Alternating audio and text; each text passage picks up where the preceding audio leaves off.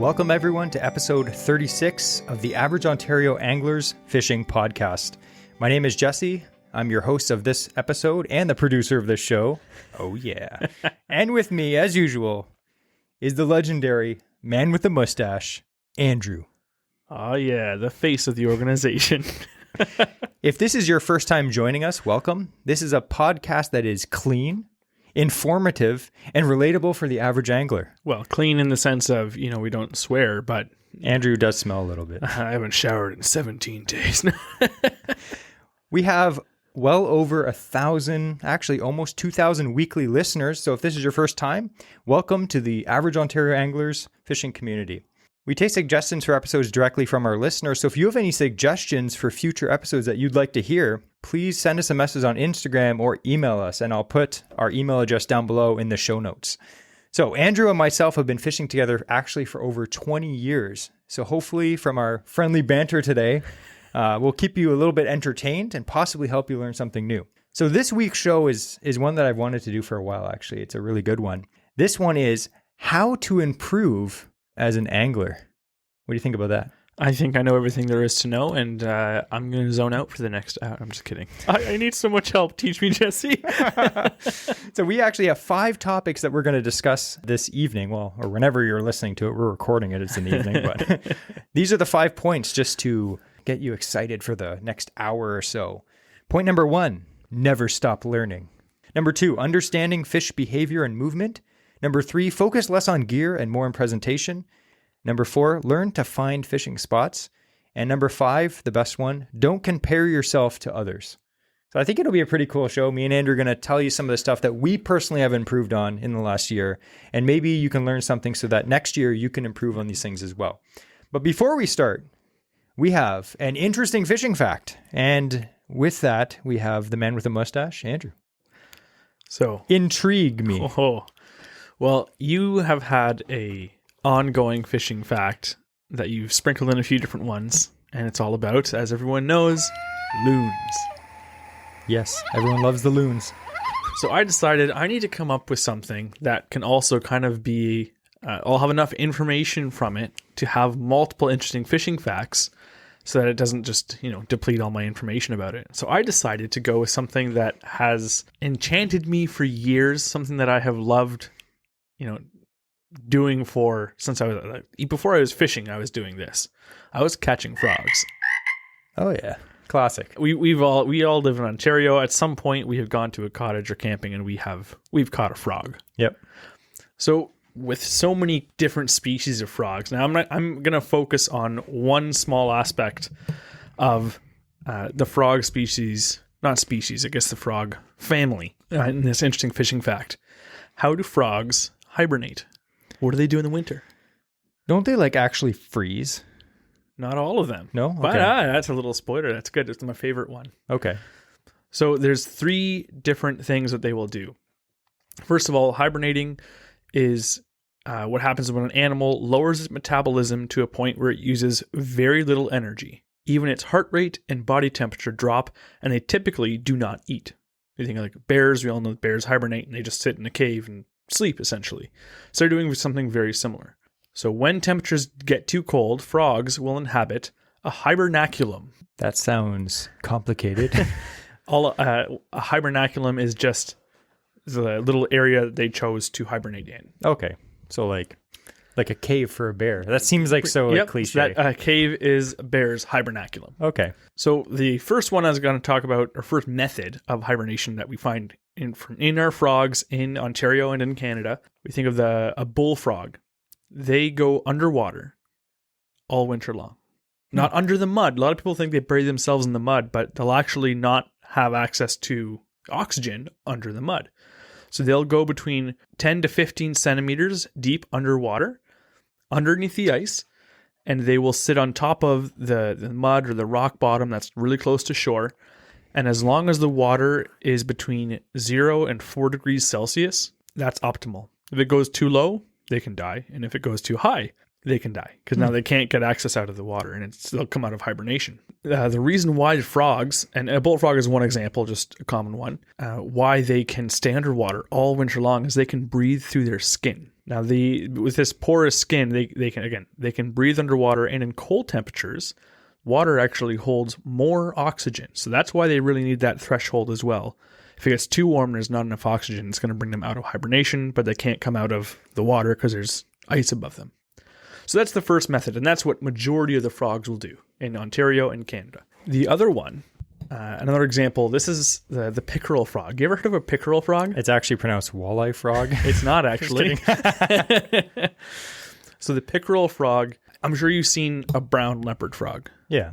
There's a good chance that was a pickerel frog. Interesting. So there are brown leopard frogs. They have round spots. The pickerel frog have a little bit more uniform patterning on their spots in their back, and they're more squared off on their spots. They look quite similar to a brown leopard frog if you want to picture it, though. Little fun fact about the pickerel frog, it's poisonous. For humans? Yeah. So don't eat a pickerel frog. It's not deadly poisonous, but it does have a poison where if it's in an open wound or you touch your eye after handling the frog, it will cause you some discomfort for sure. So that's actually one of the only poisonous frogs we have in Canada. So if you are a girl out there looking to find your prince, don't kiss it. It'll make you throw up, and it won't turn into a handsome guy. If you're going to kiss some brown, or a spotted frog, make sure it's green, not brown. That's See, I told you learned tips. something today. So the pickerel frog, going back to hibernation, it can hibernate underwater, like most other frogs. It also has another one where it will choose a hibernaculum, fancy word again, Ooh. in a cave or in a cavernous area. So that's oftentimes near the bank of water. And in the middle of winter, they'll be hibernating and they'll be under leaves. But because of the cave's kind of atmosphere, it still stays between that 0 to 4 degrees Celsius temperature range. That's what they still need to find that, but they will source that if there's a cavernous area, or if they find an area like that. Oftentimes there's many of these pickerel frogs that will hibernate in the same cave. Not technically with each other, they just have their hibernaculums very close to each other. They'll also be found in caves in very hot summer months, again, for its insulating properties. Now the third hibernation method is done by the wood frog and 3 other species of frog, the 3 tree frogs that we have in Ontario: the gray tree frog, the spring peeper, and the chorus frog. Now, you already said this. They freeze solid, right? Yeah. Do you know how they do that?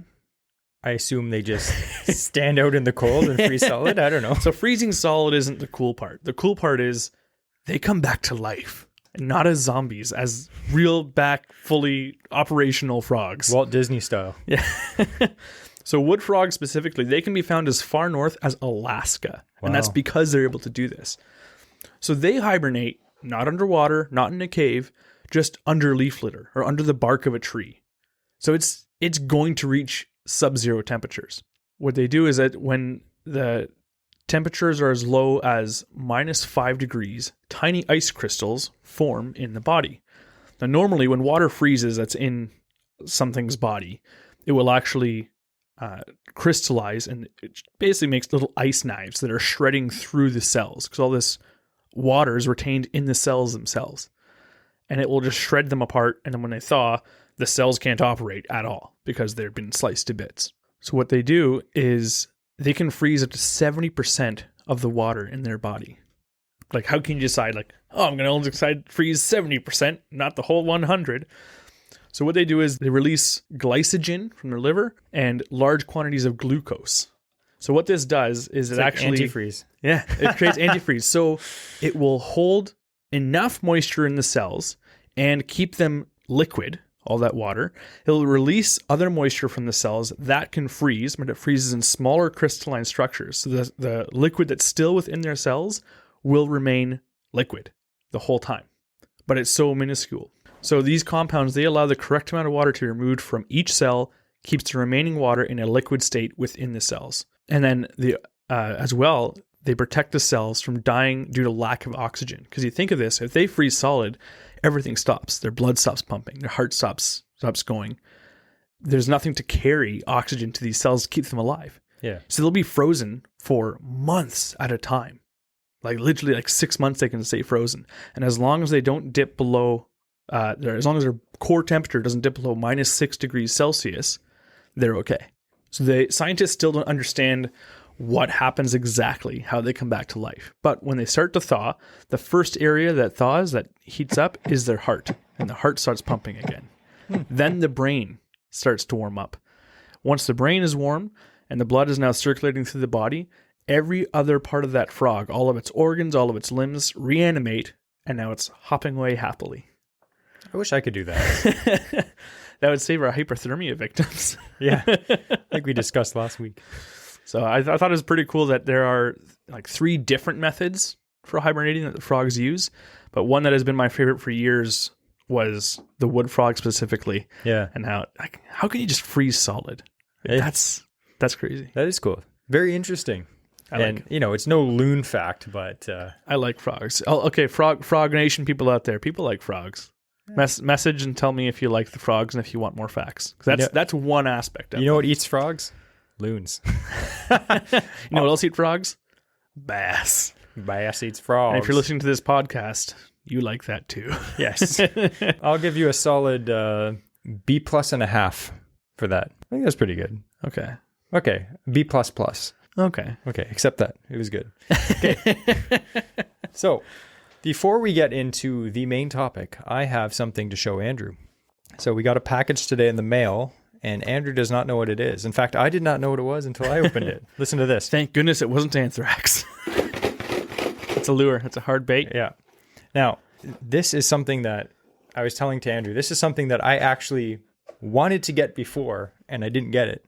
And then this came in the mail, and I was super happy. So I'm going to show one to Andrew. Close your eyes.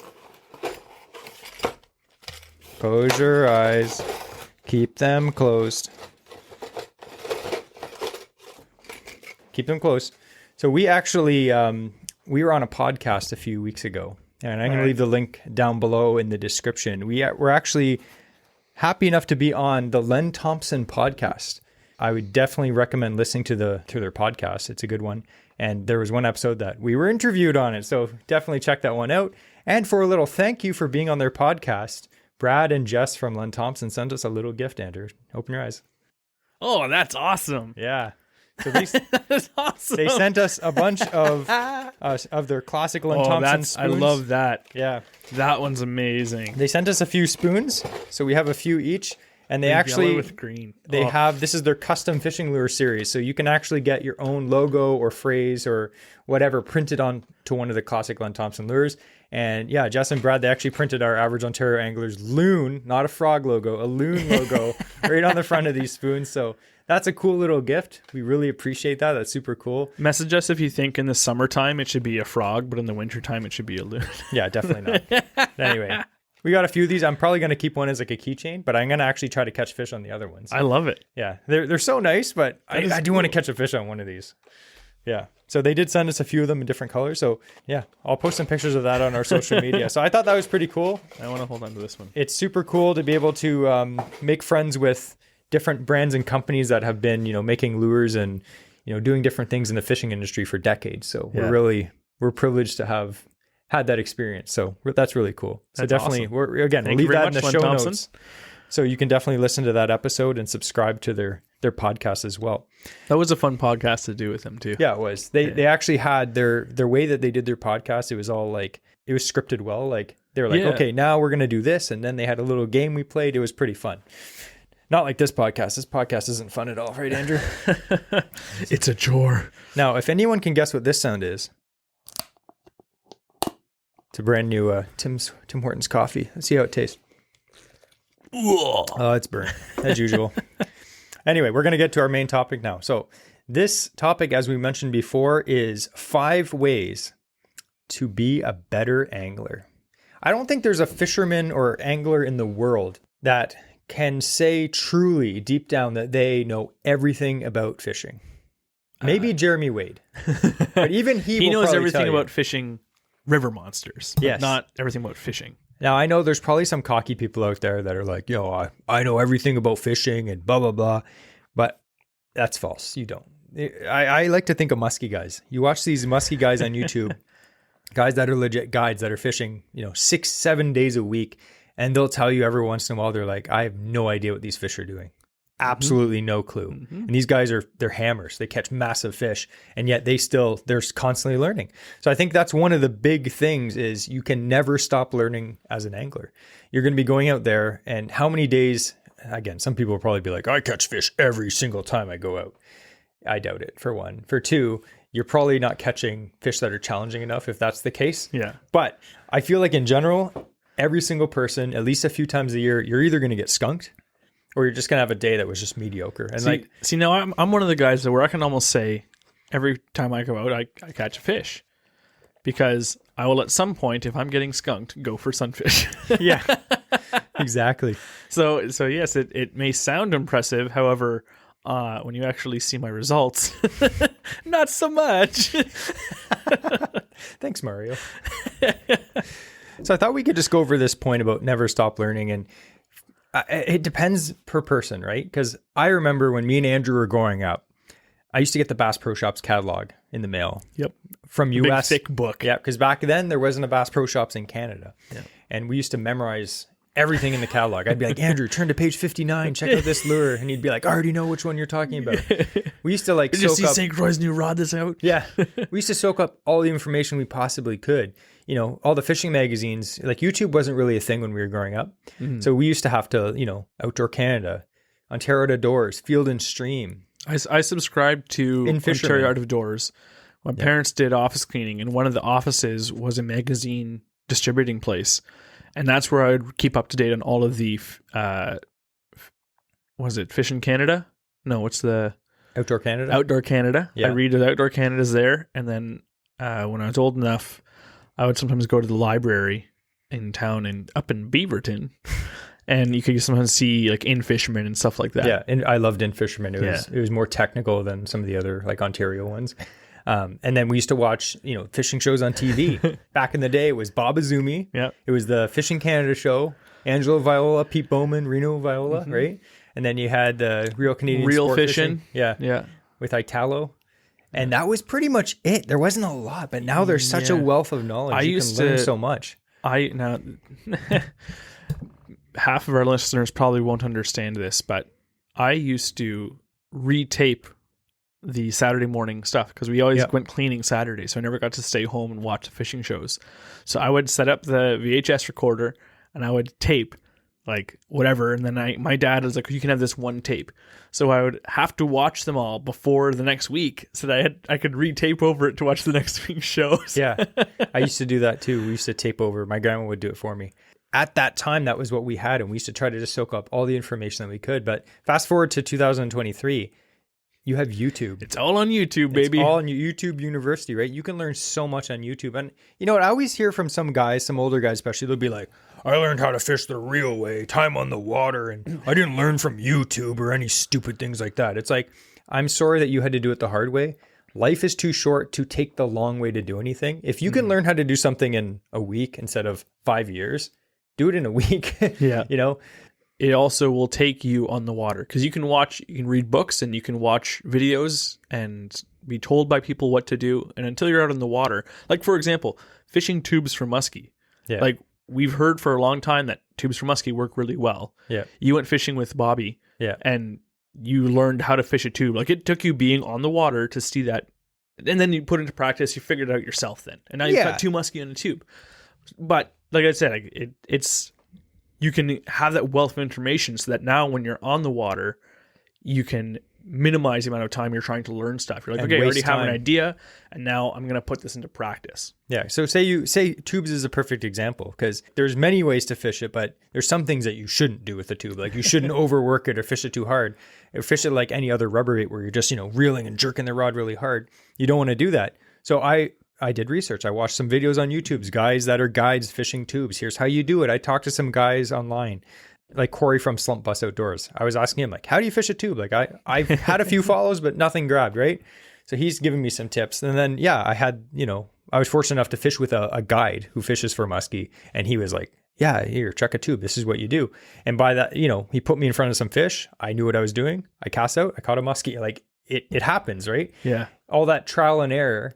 you don't have to do at that point. You still have to spend time on the water, but if you already have the basics of fishing down, learning a new technique isn't going to take you forever. You just have to get the basics down and then just go out and fish. And like Andrew said, you still have to put time on the water. You can't just watch YouTube and be like, well, I know how to fish a tube now. It's like, your first cast out, you're still not going to work it properly. Yeah. But you have cut out perhaps days on the water or weeks in the water, getting rid of all the bad habits you would have picked up. Exactly. Yeah. So there's so many ways to learn. And again, like we said, YouTube, fishing with more experienced anglers, time on the water is big. Even if our podcast. Yeah, our podcast is okay. But never stop learning. Always be looking to do better and learn something more. And that's basically what the next 2 points are about. They're ways that you can learn to do better in your fishing.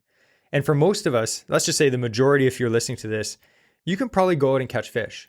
No problem. Like you go out every year, you catch fish, but maybe you have, a goal. You're like, I want to catch a big bass, or I want to catch a big walleye. I want to do this. And it's not something you particularly know how to do just because, circumstances. Like for instance, like me and Andrew don't walleye fish a lot.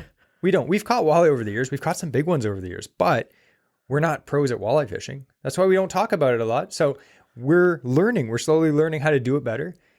And that's how we get better at it. You're never going to get better at something by not doing it. Point number 2 is understanding fish behavior and movement. Now, why is that such a big deal? Like, because I know this is something we have learned a lot in the last 2 years. Yes. So understanding their behavior and movement is huge. If you are fishing dead water where there's no fish in it, that's absolute waste of time in the water. So if you can, figure out where they're going to be, where they're most likely, I will say, where they're most likely going to be during certain seasons, during different weather patterns, you can save so much time and save that trip because it might be a struggle to find them. But if you put what you've learned into practice, it's been a tough trip like we've had all year. And it's like, oh, you know what? Cold front moved in. I know they're not going to be super shallow. They should be deeper. Maybe they're going to be moving down. Maybe they haven't reached the deep water yet in the fall. Maybe they're going to be kind of, pushed against these rock walls. They're going to be on top of this type of structure because it retains more heat. All these things, and we'll go out and we're not catching anything, but we're trying all these different spots till we find what's working. Yeah. And because we know that we have to try these areas that are most promising, that can save a fishing trip. Make you're going home skunked, or you can catch potentially your personal best. Yeah. And I think a lot of people, what they do, inexperienced anglers, and some people, they just want to go out and catch fish. They're not going to be like, I don't want to do all the homework. I just want to go out and cast a whopper plopper and catch a bass. That's fine. But if you want to become a better angler, like Andrew said, you have to find where the fish are supposed to be at certain times of the year. So for instance, for bass, think of the year for bass in Ontario. Anyway, we have a bass season, obviously. So like you can't start fishing till the end of June. And at that point in time, you're not fishing deep water. Those bass are still generally relating to shallow water. Now, if you do a little homework, you can figure that out. Okay. But as the year goes by and it starts getting hotter, a lot of those fish will actually move a bit deeper, Again, there's always going to be fish in shallow water. We always say that, but you will start seeing fish in slightly deeper water. And then in that period in the fall, remember, they shoot back up shallow again. Yep. And then as soon as it starts getting colder again, they go a bit deeper. So like that movement of fish, it's different from fish to fish. It's very similar, I find, with a lot of the species in Ontario. But with that movement, you're saving so much time. You could be literally, I've seen people fishing in like shallow, like dead lily pads in like October. Yeah. And they're throwing frogs. I'm like, you're not going to catch anything. And the thing is, too, you have another species, like think about pike. If you could have, let's say you're going for pike and all summer long, you can catch a bunch of pike in a day fishing shallow weeds. Absolutely. You will catch a bunch of 20 to 24 inch pike. But if you want to catch that one, if your goal is, I want to catch a 30, I want to catch, a 40, then you have to recognize those fish aren't going to be in the shallow. So even breaking it down, not just by species, but what is your goal to catch? What are you trying to do? Challenge yourself. If your goal is to catch a bigger pike, they're going to be in colder water. They're cold water fish. So now you have to focus around river mouths. You got to focus deeper water. Drop-offs. You got to focus on, underwater springs. If you happen to know where one of those is, let me know. Yeah. But even with that, like the size of the fish may determine where it's located, even if it's the same species as other things you already caught. Yeah. And the second point of that, so that's definitely fish movement. And the first point of that is understanding fish behavior, which is similar. So like you have to learn, one thing that really helped me catch more fish is understanding how fish behave in different types of weather. Yeah. That is a huge one, because I know a lot of people will be like, you know what? Yeah, I was fishing a frog, man, and I couldn't get them to bite. And I was like, well, what did you flip? Did you punch? No, I just fished a frog. They were bulging on it, but not coming up. It's like they were telling you they didn't want it. That's why they weren't blowing it. If a bass wants to eat a frog, there's no stopping him. He's going to fit it in his mouth somehow. If you're casting and they're not hitting it, it means that something's wrong. They don't want it. They want something else. So I have to understand sometimes that fish they'll tell you what they want, and you have to be able to adapt. You're fishing a frog, they're not hitting. What do? You flip. You're going to punch something in, something slower, maybe something smaller. There's days when me and Andrew go out and I'm fishing a standard size frog and I'm getting boils on it, nothing. And Andrew will throw out a finesse frog, like a little micro weedless frog. He'll whip it out, twitch it once, and a bass will blow up and eat it. And that is the fish telling you they want something smaller for whatever reason. You have to learn to adapt to that. And that's with any species. Sometimes fish, it's always funny when people are like, well, this is what the fish should be doing. And it's like, well, fish don't read those magazines. Fish are going to do what they want. They didn't see the same TV show you saw. So, I mean, those are general guidelines, which are great to know, but fish don't follow those rules all the time. So you have to be able to understand fish behavior and also understand that fish behave weirdly. And sometimes you just have to adapt. And another thing too, with talking about presentations and how they react, if there are some days when a nice finesse or subtle, really natural presentation works well. And that's because the fish, they might be feeling pressured, nice calm day. They can really kind of examine what they're eating. And that's a great time to use those things. But there are times when, like, I love that type of fishing. And then there's other times where they want to chase, they want to be active. And I'll be trying that and I will not be catching stuff. And there's Jesse casting this hot pink spinner bait with like a giant white curly that looks like nothing at all, ripping it across, and he's nailing fish after fish. With stuff like that, like you look at how fish, certain ones are more prone to reaction strikes than others. Depending on the time of year, the weather, that can all change. Even within that, again, within the species, you can have different days. It's better for both. So learning when it's best to use either of those techniques. Like those are two very broad ones, either side of the spectrum really. But again, that's why Jesse and I, when we fish together, we have different fishing styles already of our preferences. So we can usually dial it in pretty quick as to which ones are working. We're usually not fishing the same technique at once, generally. So we can find and pattern the fish easier. So to wrap up this point number 2 in a nutshell, understand fish behavior and movement. There's lots of information out there. Again, YouTube, look up the videos on YouTube. There's lots of, professionals, guides, fish biologists out there that have YouTube channels that are fantastic. And they will basically tell you like, hey, you're fishing fall, the water's getting cold. This is where bass go. There's lots of information. You just have to sit and watch it. Look up scientific information about, like, they've tagged fish and they're looking at their movements through the year. Like it's going to be a boring read. Absolutely. But you could learn a whole lot that could help you on the water. Yeah. So with fish movement and behavior, once you learn or get a grasp on it, because I don't think you could ever learn those two things completely. If you could, there would be one guy who always wins Bassmaster. Yeah. That doesn't happen. There's some guys like Kevin Van Dam, the GOAT. He understands a lot, but if he understood it all, he'd still be winning. Yeah. And just to reiterate the point that understanding fish behavior and movement is important. Think of the guys that fish the Elite Series bass tournaments or any tournament around here. The guys that do well are guys that understand fish behavior and movement, okay? When you fish the bass tournaments in the States, sometimes you're fishing lakes that you've never fished before. How do you catch fish on a lake that you've never fished before? And oftentimes catch bigger and more fish than the locals that have lived there their whole life. It's because, well, you probably have really good raw talent, but on top of that, you understand... And live scope. Yeah. Live scope aside. Just kidding. They do well on these new bodies of water and outfish people because they understand fish behavior and movement. They go there. They know where to look. They know what the fish are doing. They know that, hey, it's cloudy. I'm going to chuck something that has, painted blades instead of silver. Like, they know all that stuff from trial and error, and they learn that stuff. That's what helps them be successful. So the next point I thought is really good because it's something that I've really been trying to work on a lot because I'm a gear junkie And point number 3 is, I think you'll be a better angler if you focus less on fishing gear and more on presentation. Mm-hmm.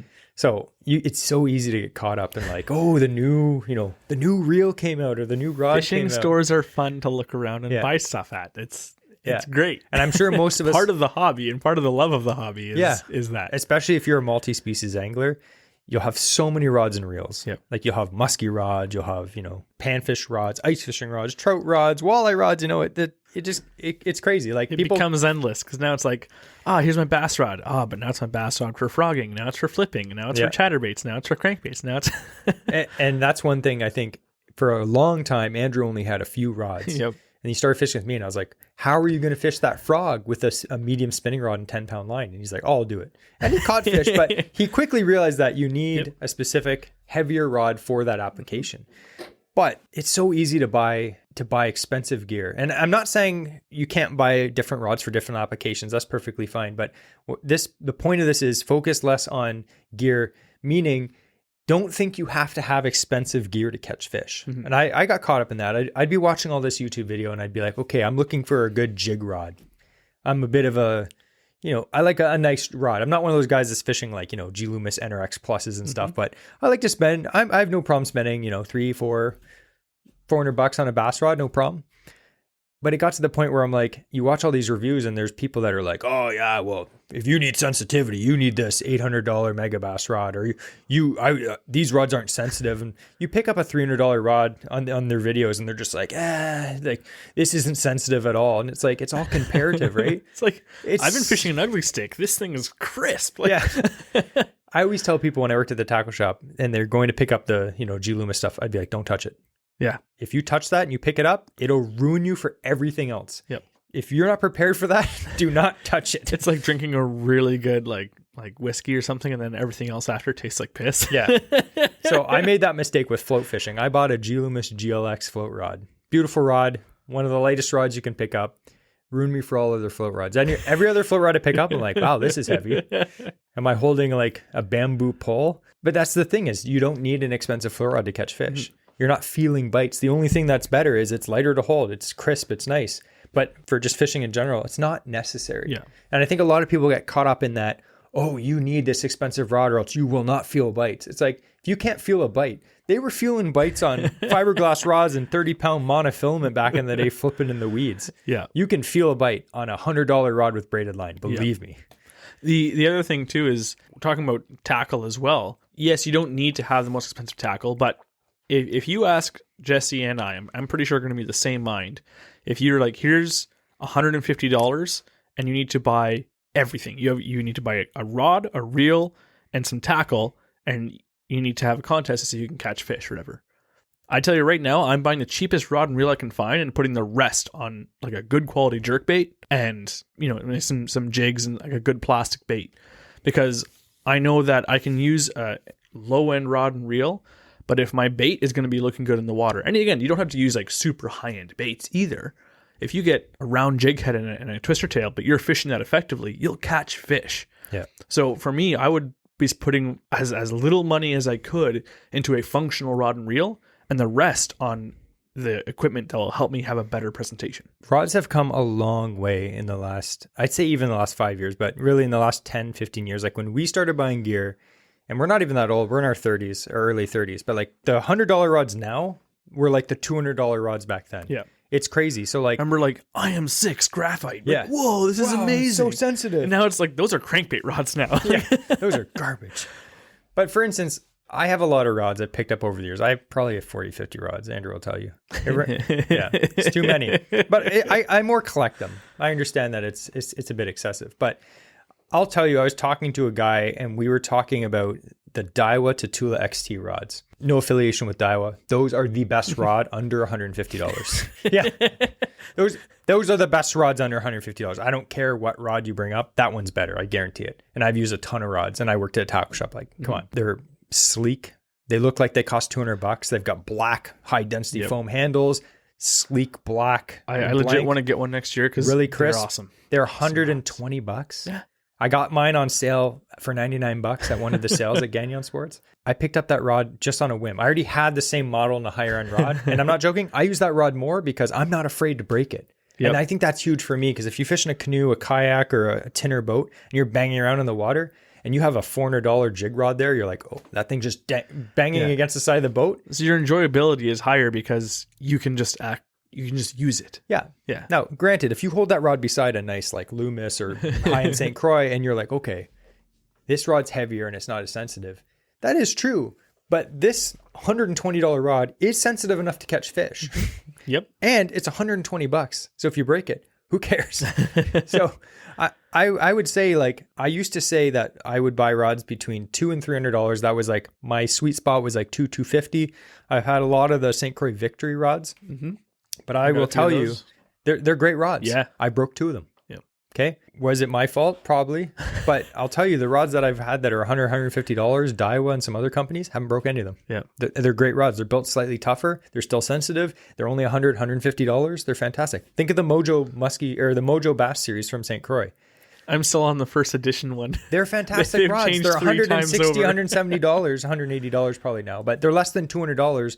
Those rods are sensitive. They're made with the same graphite as their higher end rods. Yep. They have a 5-year fantastic warranty. Why do you need something better than that? Yeah. Just think. And again, like you say, We're talking it's about the same blank as the higher end rod. as an average angler. I get it. If you're making money, fishing, if you're a guide or you fish tournaments or you just like having bougie gear. We're not saying you can't have bougie gear. What I'm saying is you don't have to think that you need bougie gear to catch fish. Yeah. If I have a $100 Daiwa rod, a $100 Daiwa reel with some braided line, I can go out and use anything and catch fish. And I have full confidence. Like sometimes I'll be fishing and I have a bunch of nice combos in the boat. Usually my combos are like $300 rod, $300 reel. You're looking at $500, $600 combos and you have multiple combos.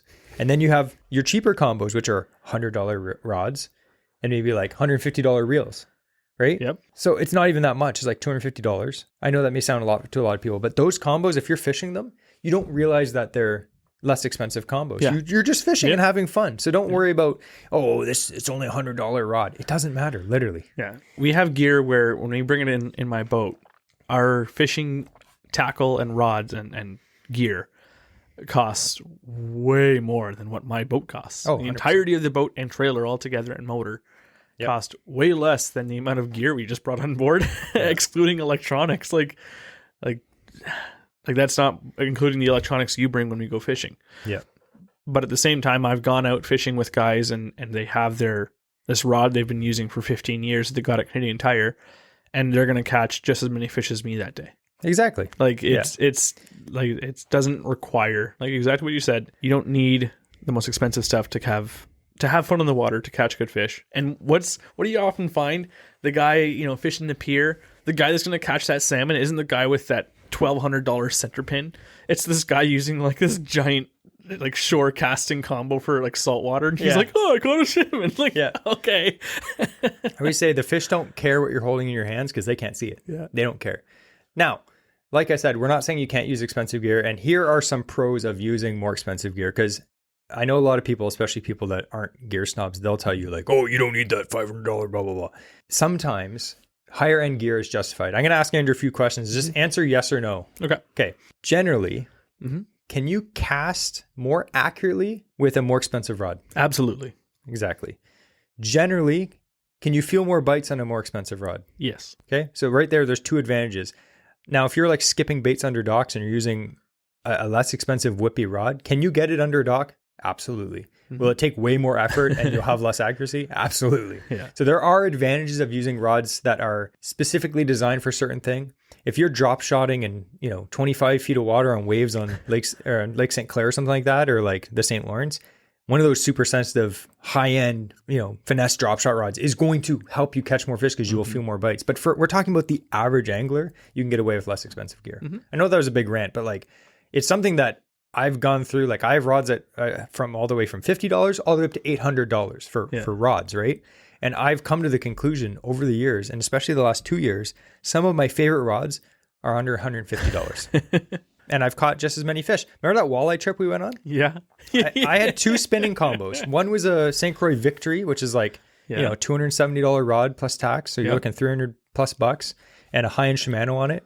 And my other combo, so that was like a $500 combo at least. My other combo was that Daiwa XT 7-foot medium light. which is $120. And I had a Daiwa Fuego spinning reel, $120. That lower price Daiwa combo, I just had the snap jig on that the fish are grabbing. And I didn't even think to even pick up the other rod because I was just having too much fun using that rod. I had no problems feeling bites on jigs. Like it was great. So like you don't need high-end gear. And again, by all means, if you can afford high-end gear and you like it, go for it. I love it too. But you have to understand it's not necessary. For a long time, my stream trout combo was an old Mitchell, like I think it was $60. This old spinning reel, this small spinning reel, and I had there's a guy actually, he does rod repair, and so I said I'm looking for a trout rod, but I didn't have any money at the time. So since he does rod repair, he has a bunch of like random stuff. So he took the top end of a float rod and then just stuck it on the butt of this old like piece of junk, like Shakespeare or whatever. And he's like, here you go. And he just made this rod, just married it up. And now it's like a 2-piece, but the bottom piece is like 1.5 feet and the top piece is 6 feet long. But that's what I fished for. I still have that rod. I actually really like that rod. Yeah. It's a nice, really light action trout rod. And that's what I was using. And the rod was free. This guy obviously put some time into it. But he's like, yeah, it's like $50. Like it's from broken material. Yeah, it doesn't matter. So for him, it was nothing to make that up. But again, it's not a high-end rod by any means. It didn't even begin that way. I think it was a stream side blank to begin with. Yeah. And just this super cheap reel that's 5 years old at the time. And that's what I used for the longest time. And I could still catch fish. We would go fishing together in for stream trout. And it didn't matter what we were holding. Like you said, didn't matter what you were holding. Know. You had to get your worm down into that hole. That's it. Yeah, exactly. Back in the day, people would use, like, I remember fishing with my grandpa back in the day, and we just had, like, cane poles. Like, he would just have a pole, and then put some line on it. Boom, you catch fish. It doesn't matter. Anyway, that's a long rant for that one, but it's something that I feel very strongly about because I see a lot of people get sucked into that where they're just like, you know what? They sort of get, like, brainwashed by the media, and you have to think when you're watching YouTube, you have these anglers that are sponsored by companies. They're basically salesmen. Mm-hmm. Nothing against them. They got to make their money somehow. That's what they do for a job, but they're pushing their product. They make it seem like you need that. It's like that in every industry. Like, you need this to catch fish. Oh, this new bait. You won't catch fish unless you use this bait. It's all BS. You can go out and, like Andrew said, put on a twister tail on an ugly stick and go out and catch fish. I don't know if we can call ourselves a clean podcast if we just use short forms. Hey, I didn't say it. Still clean. Anyway, we're going to go to our next point. And this is a cool one too. Learn to find fishing spots. Now, one way to become a better angler is to fish better water. And unfortunately, a lot of the water around a lot of people is hammered.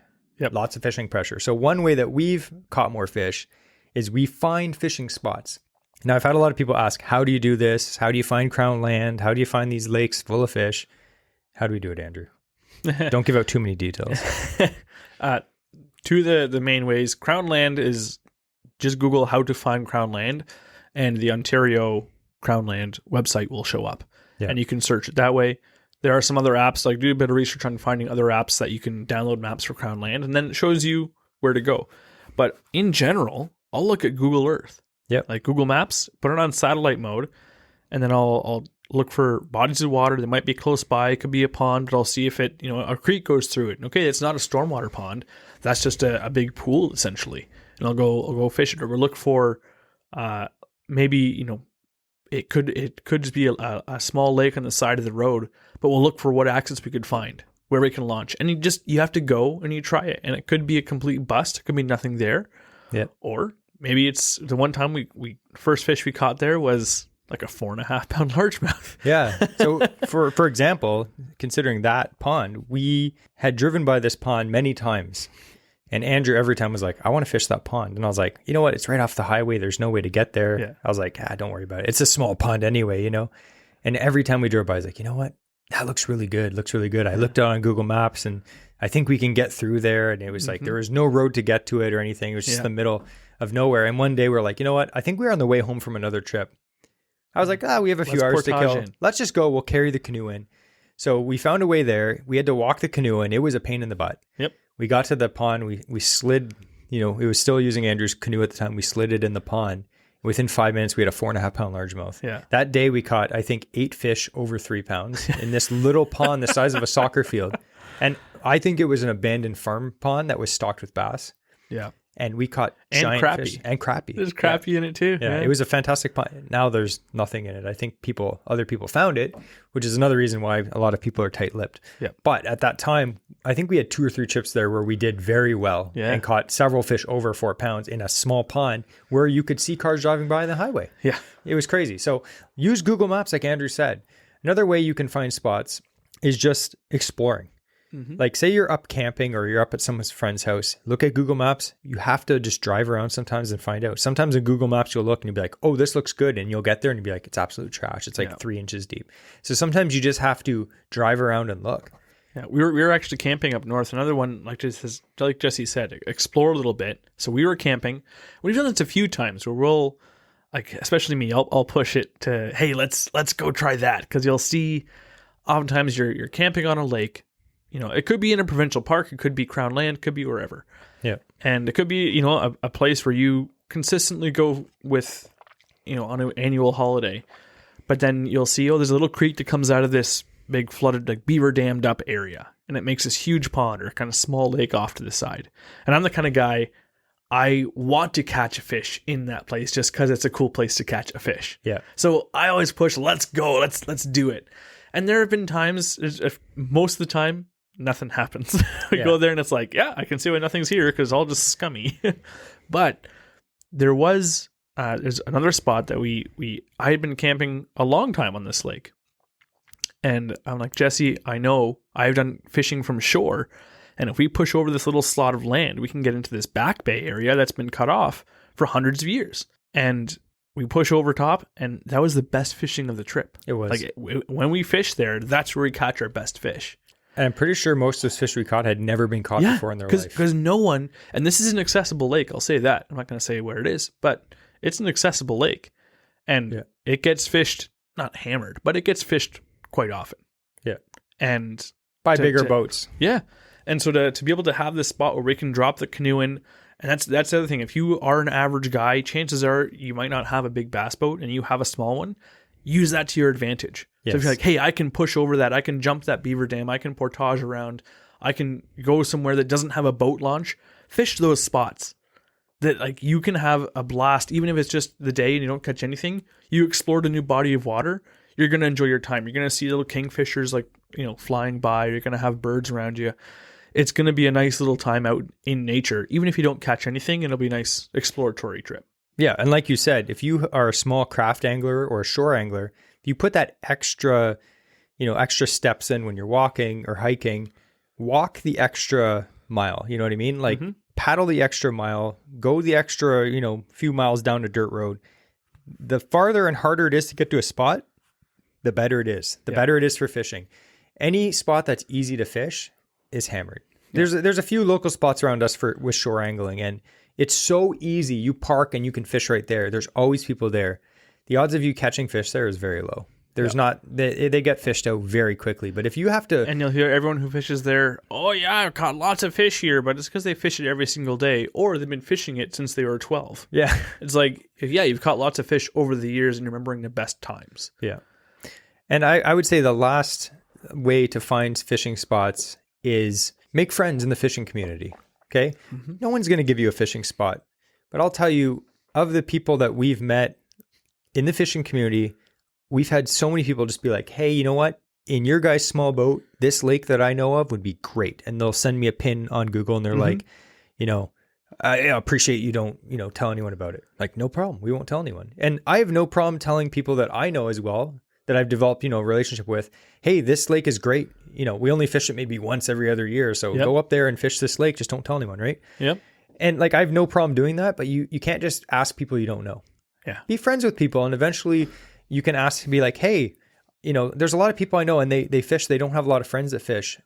There's other people like you out there that would be happy to fish with you. You know what I mean? Be like, hey, I got a small tin boat. You want to go fishing with me? I guarantee someone will want to go with you. If anyone wants to see what happens, if anyone ever asks me for GPS coordinates, feel free. Message me on AOA_Andrew. I recommend you ask do me this. for GPS coordinates, and I'll send you some. Do it. It's actually pretty funny what he does. Anyway, also a word of caution. Don't fish with random strangers. That should be obvious. The last thing I want you to do is an angered family member message AOA and be like, my son went fishing with a stranger and they found him in a big can decomposing. Then we'll have to change this to one of those murder mystery find out if that podcasts. person lives in Oshawa or not before you say, yeah, I'll go fishing with you. All right, so the last point, and I feel like this is probably the most important one that we're going to talk about tonight, is don't compare yourself to others. Fish your own journey. Yeah, that's an important one, because if Jesse did that, he'd feel real bad because I did better than him this year. So yeah, I have to take one for the team. The last 10 years, I've killed you. Yeah, but really, don't compare yourself to others. That goes with a lot of ways in life, like jobs, family, all that other stuff. When you're fishing is a hobby. It might be a passion for you. If you're listening to this podcast, it's probably something that you really enjoy doing. It may be something that, you just like to relax and enjoy and go out fishing. Other people, they're driven to, catch a good limit of bass, like bass tournament style. Like I want to catch, the best 5 bass, or I want to catch one really big bass or one really big muskie. Or maybe you're not goal driven at all. Maybe you just like spending time with friends. Mm-hmm. But if you are one of those driven persons that has goals and is trying to improve your angling, don't literally compare yourself to others. For one, social media, half of it is fake. 100% it's fake. Don't compare yourself to people on social media. It's all not real. Half of these people make it look like they're catching fish every day, giant fish, and most of them aren't. Yeah. Okay. Don't feel bad. Like we said at the beginning of this podcast, like how many times have we gone out and just had a terrible day fishing? Oh, yeah, it happens all the time. It happens all the time. I'd say most of the time we go out, we catch fish, but... That's why you see us post sunset photos. Yes, exactly. But there are days when you get out and it's just the conditions are bad. Yep. And you know what? You work full time, like most people, and the only time you can fish is on the weekend when the lake is hammered. Yeah. So there are days when it's not a good day. It was a very tough year. I wouldn't say it was a disappointing year. It was in the sense that, we had maybe 2 nice days in the water this year. It was actually like good, like together. I mean, yeah, I had personally, like alone and with you, I had some good days apart from you. Yeah. With you, not so much, but you had some really good days. So it's give and take. Like, yeah, I'm happy Andrew caught one of his better muskies this year. Yeah. That he's ever caught. I caught one of my biggest largemouth this year that I've caught in probably 10 years. Mm-hmm. But together it was like mediocre. Yeah. But last year we had a really good year. I got 3 new personal bests last year. Yeah. It was really awesome. I just feel like we talked to a lot of people this year. If you had a bad year this year, it's not just you. A lot of people weren't doing that good this year. But at the same time, with that whole idea of not comparing ourselves to others, you could look online and see some other guy who, was nailing fish left and right, supposedly this year. Yeah. But like you were saying, you can't believe everything you see on social media. And 2, I can look at that and be, okay, did I have as good a year as last year? No, I didn't hit any personal best this year. But I fished much harder water this year, and I was able to still get fish.